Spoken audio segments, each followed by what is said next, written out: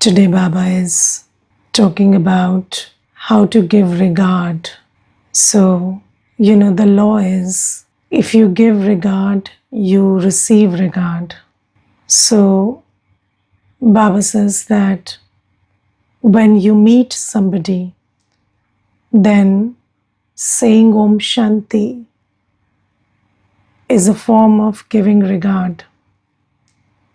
Yes, so when we meet each other, what do? We say Om Shanti. And we are the ones who do that with meaning. So it's not just saying Om Shanti, but we stabilize ourselves in the meaning, in the essence of what we are saying, and then say it. You see, most people in the world, when they say something, they don't mean it. So you see, when people meet each other, they say good morning. But do they feel that it's a good morning? Or do they really from their heart wish the other one a good morning? Rarely so. Or people ask each other, how are you? But do they really want to know how they are? So that's why Baba says that we, children of Baba, we do everything essentially. So when I say Om Shanti means I am a being of peace. Om means I am, and Om Shanti means I am peaceful, or I am a being of peace. And when we say Om Shanti, so I have to stabilize myself in that awareness of being a being of peace, that I am a soul, I am a being of peace. And then when I'm saying it to the other, I have to have this awareness that this person in front is also a soul, and that one is also a being of peace. So this is why this Om Shanti becomes a very good method to stabilize yourself in your essence of peace, and also see the other person as a soul and as a being of peace.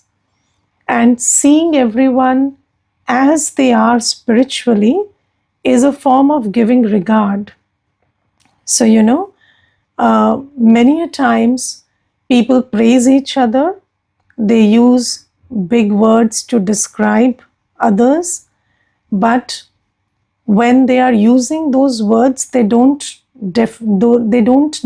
really have that regard that you are like this. So maybe you use maybe you are saying sir, okay, or madam, but you don't mean that you are not having that internal regard that this is a madam or this is a sir, and you are not holding them in great dignity.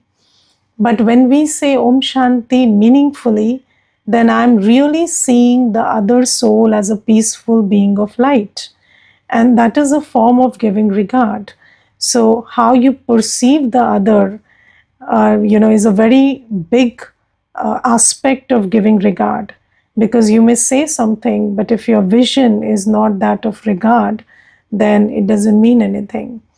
So Baba says that Om Shanti, saying Om Shanti with meaning is a form of giving regard. But there is a caution also.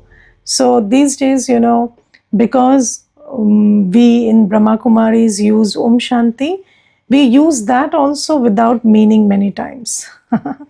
So, sometimes you're slamming the door and saying Om Shanti. That also happens. So, you're just leaving, and then you're not leaving in good spirits, and then you're just slamming the door and saying Om Shanti. So, that's not how you say Om Shanti. So, Baba says, whenever you say Om Shanti, be very essential about it.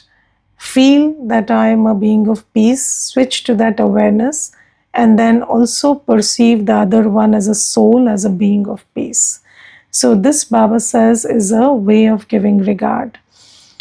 Then second thing is, Baba says, when somebody says Om Shanti, you also have to respond. So not responding is a way, is a form of disregard. So, sometimes even Brahmins don't pay attention to this. So, in the world, people talk a lot, people talk unnecessarily.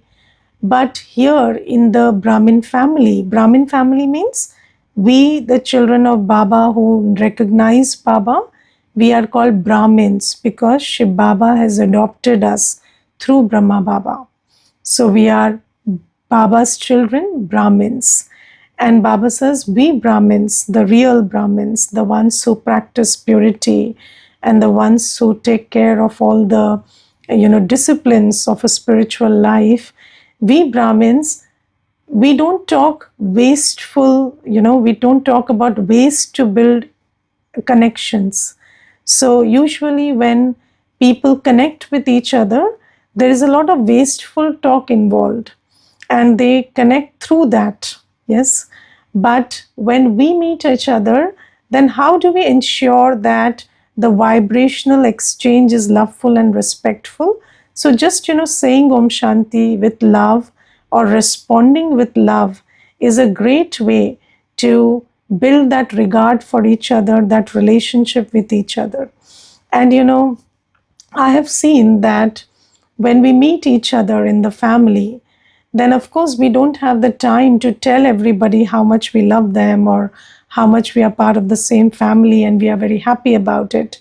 But just, this exchange of love through the eyes and saying Om Shanti with love does that. And then you carry that memory in your heart that this soul, this Baba's child has love and regard for me. So this is a very good method. It takes 1 second and it builds a connection. It is a great way to show everybody that you have regard for them. So this is another thing. Then Baba, when Baba speaks the Murli, so after the essence of the Murli and the question answer, Baba says Om Shanti. Okay, so when Baba says Om Shanti, even if we are reading it or hearing it, I have to have my heart responding to Baba and saying Om Shanti. It's not like, you just read that Baba said Om Shanti, but you have to know how to respond. For example, many a times in the Murli, Baba asks a question. Okay, so maybe Baba says, should I tell you the method? Okay, then you have to have an answer in your heart. Even if you don't say it loud, you have to have an answer to that in your heart, because when Baba is talking to you, you should be responsive. Yes, and if you are not giving an accurate response, that's disregard. Yes, so do you understand that the ability to respond is responsibility? If you don't have the ability to respond, you're not a responsible person. So you are not somebody who is sensible. So Baba says that every soul, and when we are listening to the Murli, or even in the class, I have seen many children don't respond at all. Even if they are asked 10 times, 15 times, they don't respond. This is all sign of disregard. And you see, we have had a journey of 63 births under the sway of vices and body consciousness, and we don't have the basics of spirituality, love, regard. These are the basics, but we have forgotten that also. So Baba teaches us everything. So when you are asked a question, not responding is disregard. When you are asked to do something, not doing it is disregard. So and when Baba is saying Om Shanti, not saying Om Shanti back, even if it's in the heart, it's disregard. So Baba says you must have the ability to respond. This also Baba is pointing out today. So this is all about the regard with each other. And then Baba talks about the practice of offering bhog to Baba. So, do you know that a very integral part of the practices that we have in Baba's yajna? So, this is called a yajna, it is a sacrificial fire, it is called a school, it is called a family. So, Baba says in this yajna, we have a very important practice of offering bhog to Baba, and that is a integral part of our practices. And I will tell you, so much so that when we were, when there was an application with the UGC, the Grants Commission in India, that we should receive university status, then when the people from the UGC came, then they were very happy with the format and the work we were doing, and they wanted to grant us an official university status. But they said only one thing, that you cannot offer bhog if we give you university status. So you cannot offer bhog to Baba. Now, what is bhog?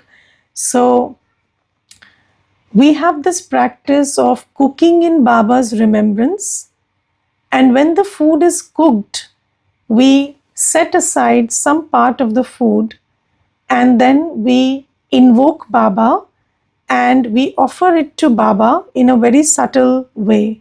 We envision that I am offering that bhog to Baba and Baba is accepting it. So that is the way of offering bhog. And the UGC, they said that, if you stop this practice, then we would grant you university status. And at that time, Prakashmani Dadiji, who was the chief of Brahma Kumaris, she said, no, it's not important we get university status, but we cannot do away with this practice. Now, the interesting question is that, in the path of devotion also, there is the system of offering bhog to God. And then when Baba comes, in the confluence age also, we offer bhog to Baba. Now, what is the point of it? So you see, on the path of devotion also, there is a stone image, yes, to whom we offer bhog. And we know that that stone image is not going to eat that bhog. Yes, so, and sometimes, people take it too far and then say that, Ganeshji drank the milk that I offered or something. But again, it is impossible that a stone image would eat or drink something that you offer. But still we offer bhog. Why? Because that is a form of you giving regard. Your respect, your regard for God is conveyed through you offering bhog to Baba. And Baba says here also, when Baba comes, you know that Baba won't eat anything because Baba is incorporeal and he can't eat. But you offer bhog to Baba, and we children, we offer bhog to Baba 3 times a day. So, if you are having 3 meals, then you offer bhog 3 times. If you're having 2 meals, you offer 2 times. But every time you are cooking, eating, even if, there are children who have so much love for Baba that even if they are eating the leftover from yesterday, they would still cook something fresh for Baba and offer bhog. Maybe, just some sweet, something, and they would just cook that and offer bhog to Baba. So that is our love and regard for Baba. That is our expression of love and regard. Now, I will tell you one thing. In India especially, there is a culture that you express your love through cooking for someone you love. And, if somebody doesn't eat also, let's say, you're visiting, there is somebody visiting your place, and you know that they won't be eating anything, but then would you not offer anything? Yes, so you don't offer because they have to eat. Yes, you offer because it is you, it is an expression of your love and regard. And many a times that the person who is visiting is a very small eater. They won't eat too much, but still you make five things. Why? Because it's your love that dictates what you will cook, how you will cook for the other one. And this is about regard and love, not about what the other person will cook. Now, but there is another aspect to it, and people have started questioning that. Sometimes because you have cooked, you force feed the other person. So and I have seen that happening, that because you cooked with love, so you would say, just have another one, even if the other person is saying, no, I don't want to have it. You kind of force feed them because you say you have cooked it. That is not correct. So you cook out of love, you serve out of love, and you give the other person the freedom to eat whatever they want and however much they want. And even if they don't want to have anything, you shouldn't trouble yourself because of that, or you shouldn't feel bad because of that. Because when I do something, it's about me, it's not about the other person. So this clarity we should have, because both these things are happening. Sometimes, we have left our culture, and we sometimes think that, let me just ask, if they are not eating, let me not cook. But that is disrespectful. And then another thing is, if you have cooked, you force feed them, that is also not accurate. So this is there. So Baba says, you express your regard for me by offering bhog. And Baba says, I am the one who should be held in highest regard. So I'm the one who is the universal, who salvages everybody, who liberates everybody, who purifies every soul. So you must definitely offer bhog to me. And in the center, we offer bhog to Baba 3 times a day, every day. But then on Thursdays and Sundays, we offer bhog to Baba after the class in front of everybody. So in the gathering, we offer bhog. And that is Thursday 8:20 India time and Sunday 8:20 India time. So your sessions are at 6:30 to 7:30 India time. But 7:30 to 8:20, there is the Hindi session. And then at 8:20, Thursday and Sunday, we offer bhog to Baba in the gathering. And it is a request that everybody should, attend that. Even if you have finished your session in the morning, just after the 50 minutes break, join the Hindi session. And that has a different ID. So just ask for it, so we will give it to you. So join that and be a part of offering bhog to Baba. And when we offer bhog to Baba collectively, that is also an expression of regard for all the sustenance that Baba is giving us. And when that bhog is offered, there is, every child is open to contributing to that bhog also. So you can just send in whatever you want, so that we can add that finance to procuring ingredients for that bhog and then preparing it in Baba's remembrance. So then your contribution is also, a form of your expression of regard for Baba. So this is a method of showing your regard for all the sustenance that you receive from Baba. So this is also there. And then another thing I will tell you about the systems that we follow. So in Baba's home, now where you live is also Baba's home. Do you agree with that? Or it is your home? Whose home is it? So, many people, when they come to the center, they say, this is Baba's home. But then I always ask them, whose home is it where you live? So, where we live, that's also Baba's home. And how do you convert a place of residence into Baba's home? So just do three things. One is make a Baba Kamra. So make a meditation room where you keep, the picture of Baba and where you sit for your Amrit Vela meditation. It could be a very small place. It could be, just 3 feet by, so just enough for one person to sit. That's okay. But create that space.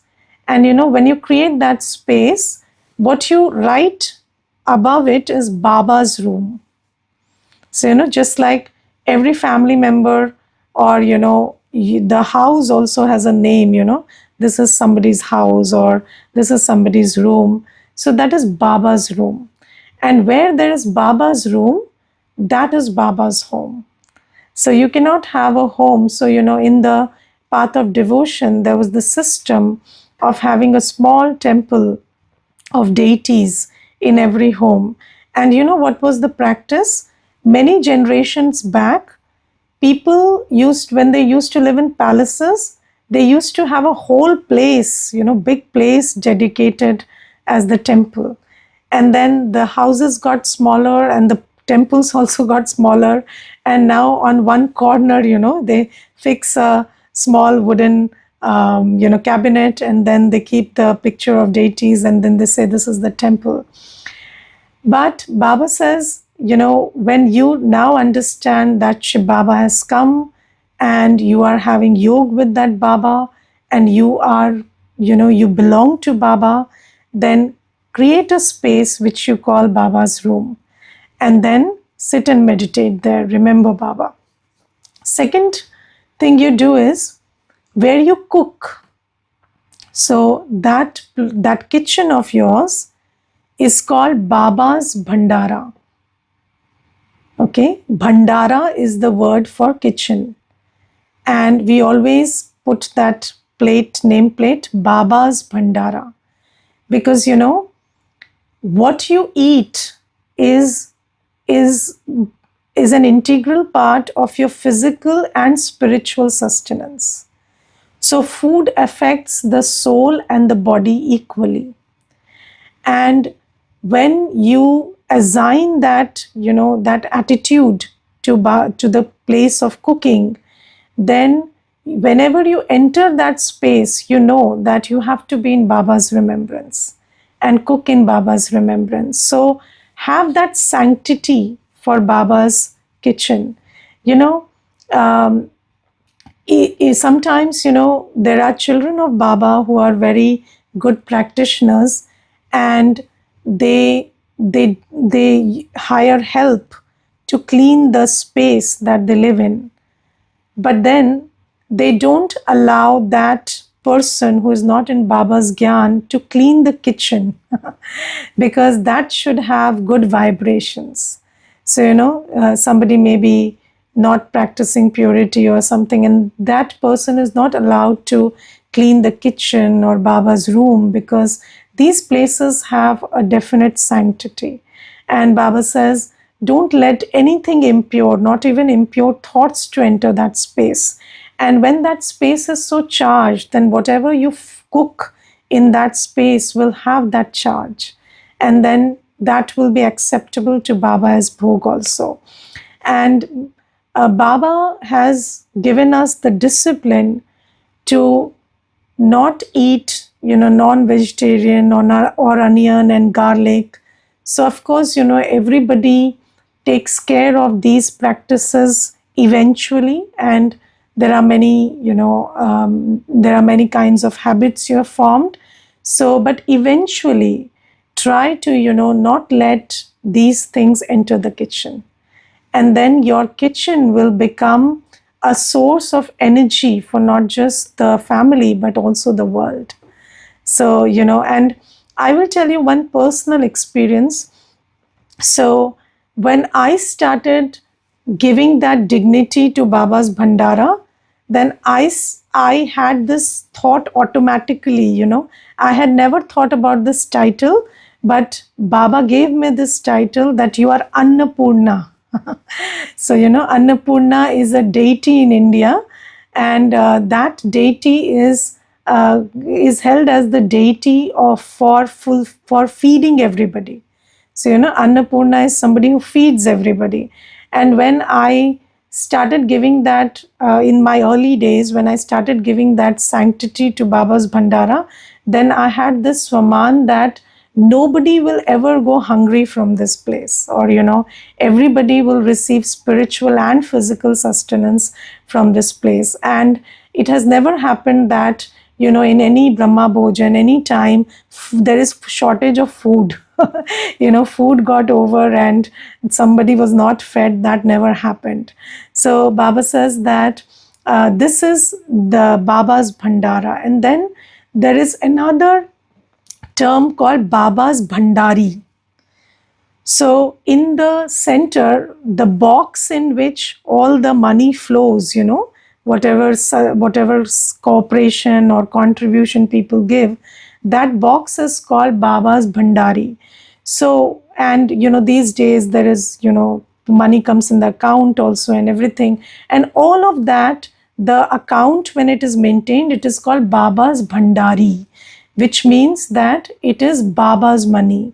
So when you also earn whatever you earn, just give it that mental attitude that this is Baba's Bhandari, this is Baba's money.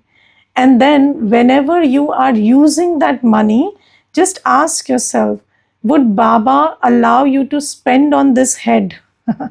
On this account, would Baba like that you buy this from this money? For example, you are buying a bottle of alcohol and gifting it to somebody, even if you are not drinking it. So would Baba like it that you're gifting alcohol out of Baba's money? So just ask yourself this simple question, and it will save you from committing many sins which you commit because of the exchange of money. So, when you spend your money on something that Baba doesn't allow, that creates an account of sin. And then from that Baba's Bhandari, always make it a point to send something to Baba's home, so that Baba's home can also be sustained, so that, you get the blessings and that Baba's Bhandari grows. So Baba says that now, when you understand this system, you understand that it is Baba's kitchen and you are eating from Baba's kitchen. So when you are eating from Baba's kitchen and Baba is the sustainer, you have to offer bhog to Baba first. Yes, you cannot eat from his kitchen and not offer him bhog.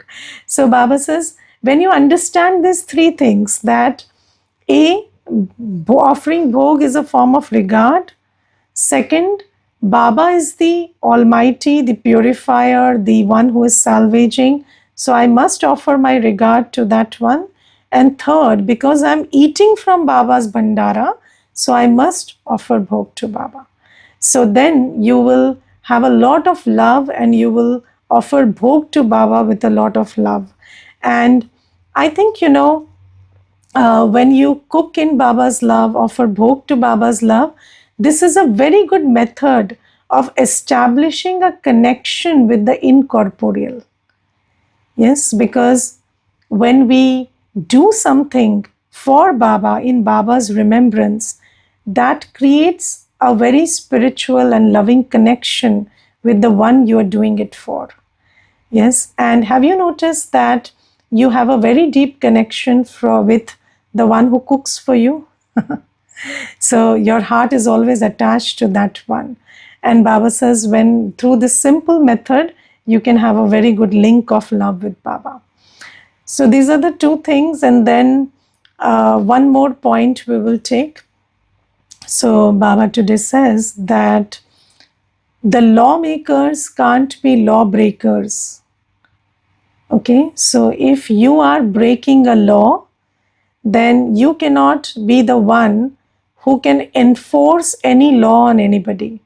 So, we always try to teach everybody what is right to do, what is wrong to do, try to correct people, try to teach them what is the right method.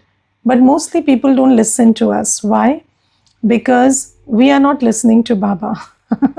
So as much as you are a lawmaker, you take care about being law abiding, then others will also listen to you.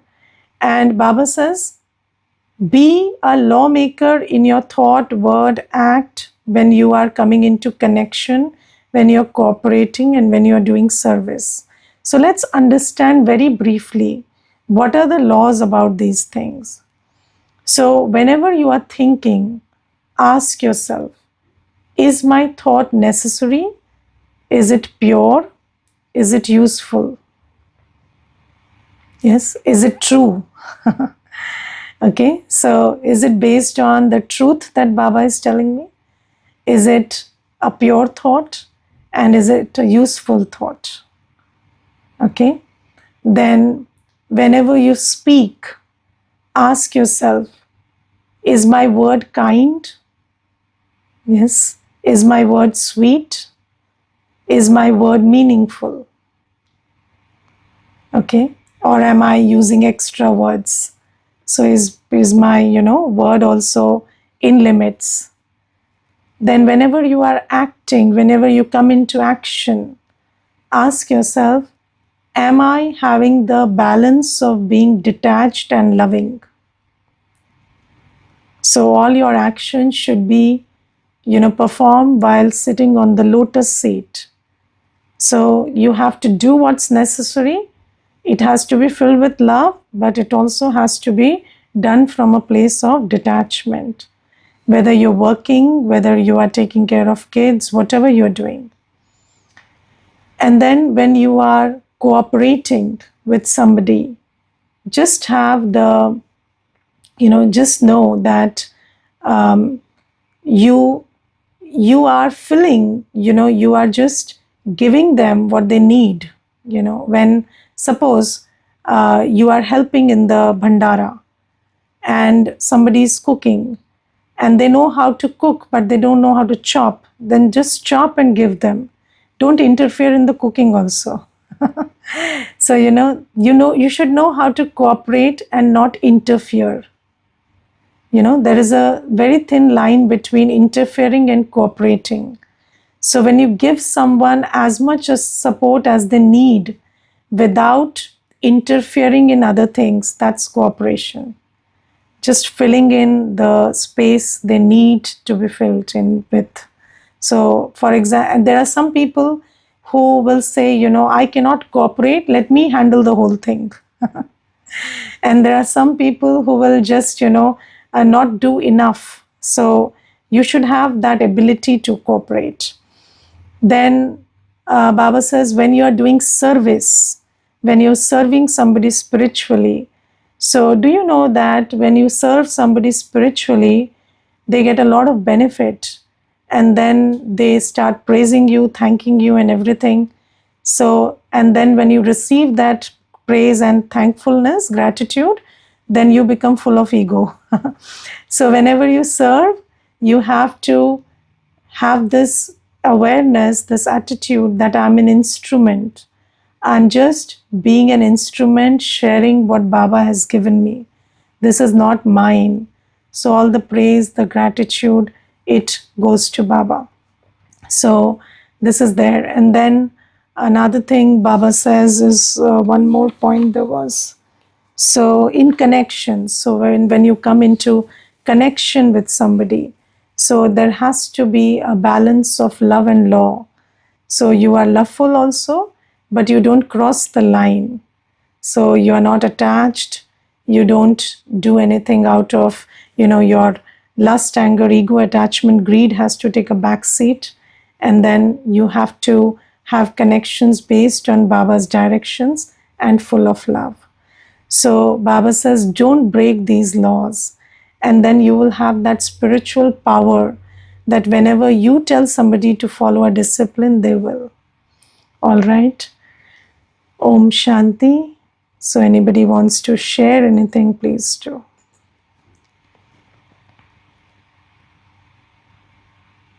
Om Shanti. Om Shanti.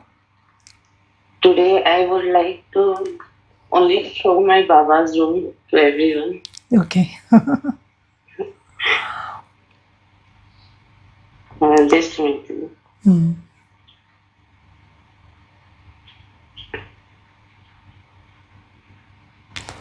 Okay, so this is Baba's room. This is what it looks like.